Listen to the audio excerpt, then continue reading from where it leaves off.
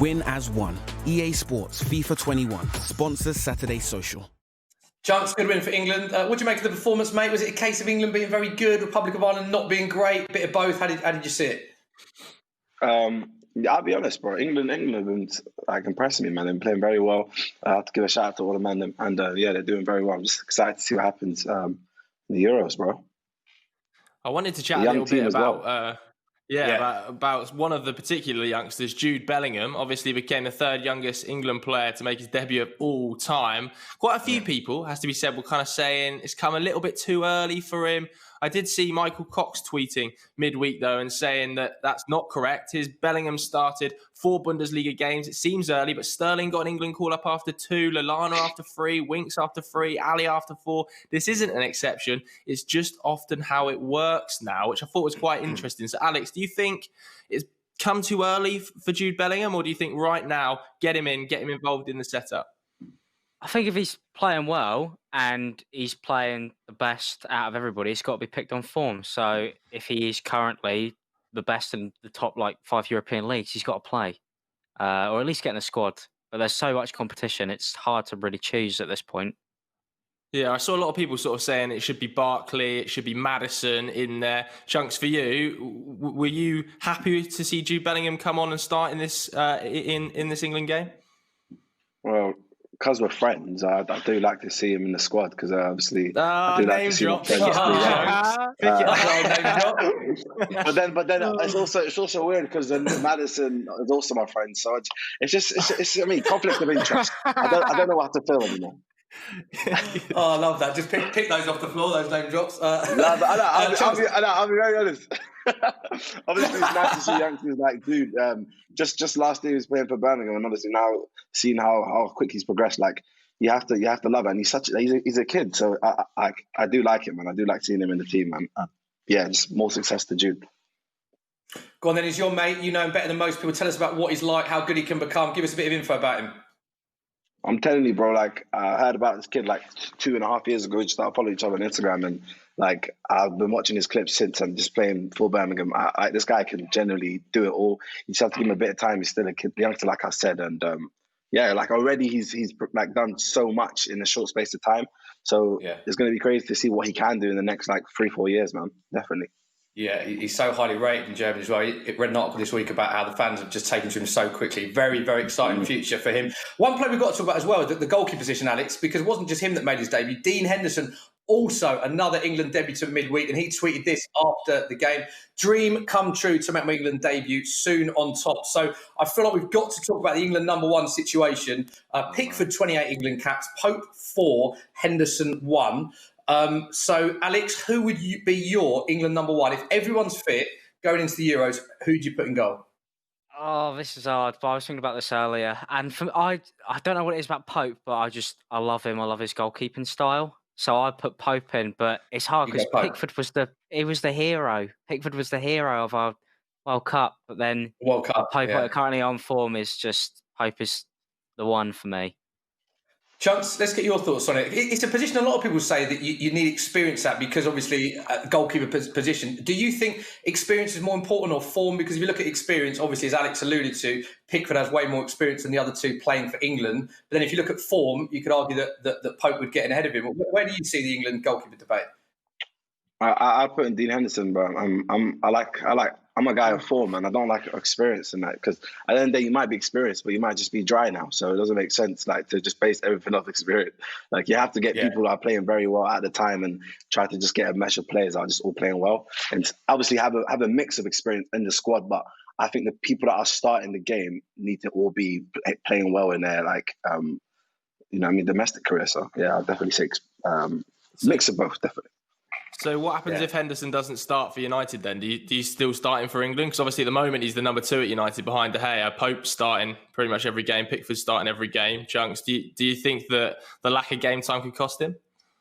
Yeah, definitely, man. You definitely need, especially so close to the Euros, you need to be playing as much as minutes as possible. So I think for Dean, he should have actually maybe gone out on loan, but he's gonna get the Carling Cup games and the FA Cup games. I don't know that. I think he should have went on loan this year. Yeah.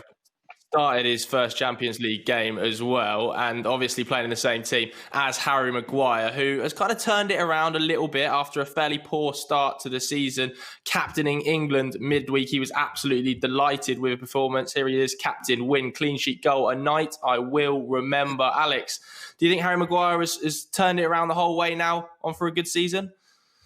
I think hopefully this is like the start, because I think everybody should want to see him do well. I think a lot of people enjoyed seeing him not play well, which is strange. Like, you want him to be a rock solid player, because that's one of the things, we don't have as many defensive options. So I like to say that this is the beginning, hopefully, of just getting back to those performances we saw what got him signed for 80 million.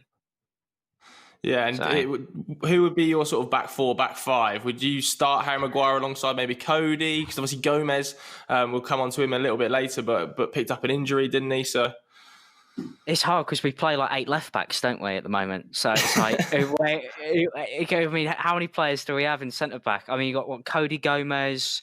Tarkowski hasn't really played from Burnley. Yeah, Mings obviously getting a lot of game time. Michael Keane. I think Mings is probably my favourite. I like Mings a lot. I think he's class. Okay, Mings. Okay, yeah, a lot of options defensively.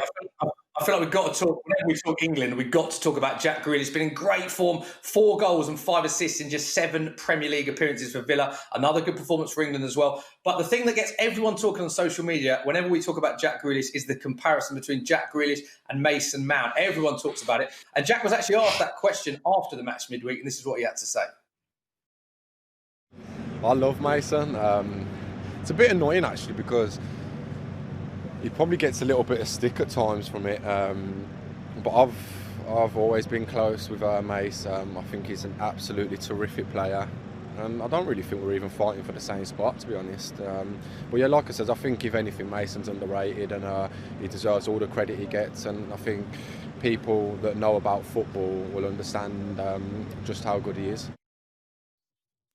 I absolutely loved that interview, and he was saying he actually thinks Mason's underrated. People who know about football will realise how good he is. Now, Alex, you're a big Chelsea fan. You're a big Mason Mount fan. I know on the show before you've spoken about how much you like Mason Mount. So is there room for both Mason Mount and Jack Grealish in this England team and in this system that Southgate plays, do you think? Unfortunately, Grealish has ruled me out there because I don't know anything about football. So, but I think they fit in. I really like Mason Mount. I've literally defend that man to the end of the earth in group chats all over the place. Just be like, he is good. I watch him week in, week out, so I probably have a different perspective and a huge Chelsea bias. But I think I don't think they're the same player. But I think I would love to see them both play. But I think you've got to play probably really Grealish and maybe a Henderson type player alongside him. But, you know, everybody loves Mason, and I do too. You do. And of course, Mason, another mate of yours, Chunkz. So in this system, do you think Mason and Grealish can both start for England? Everyone fit for you? Do both, neither start for England? How do you see it? I'll be honest, I'm biased, bro. I'm friends with Grealish, Mason Mount, and what's it called, Maddison. So I just want all of them to start. We can't fit all your friends in the England team, mate. We can't fit all your friends in. Someone's got to miss out. All 3 of them to start, no defensive players. You know what I mean? We just got to get a high-scoring game. Why not, man? Do you know one thing that I do think could hold us back a little bit, though, at Euro 2020 is injury, because obviously the Premier League is the only European league that hasn't adopted 5 substitutes this season, and plenty of top managers, including Pep Guardiola, not happy about it at the weekend. Saw you speaking at the final whistle. Were you saying fair enough, fair result? When you spoke to Jurgen at the end? Yeah. No, we didn't speak about result. We speak about we have to fight again and again about 5 substitutions. Look, international English player, Alexander Trent-Arnold, is injured. So, in all around the world, 5 substitutions, but here we believe we are more special people on league and just 3 players. We don't protect the players, and that's why it's a disaster. Yeah, of course. They're talking about Trent Alexander-Arnold's calf injury there, but he wasn't alone, was he? Joe Gomez picked up a knee problem midweek for England whilst in training. He had to go through surgery to repair a knee tendon problem. Here's Liverpool tweeting about it. Guys, I wanted just to very quickly get your thoughts, Alex. Do you think that the 5 substitution problem is going to come back and bite England? Yeah, I mean, but that's always the problem always with England. It's always that the best players are injured all the time. But I think it's less of a problem now because we need 5 centre midfielders more than anything. We need to be able to field 20 players so we can fit everybody in. But I thought, they've got to up the substitutions because it makes no sense. You're just causing an international disadvantage for our own national team. So they should just change it for that reason alone, really.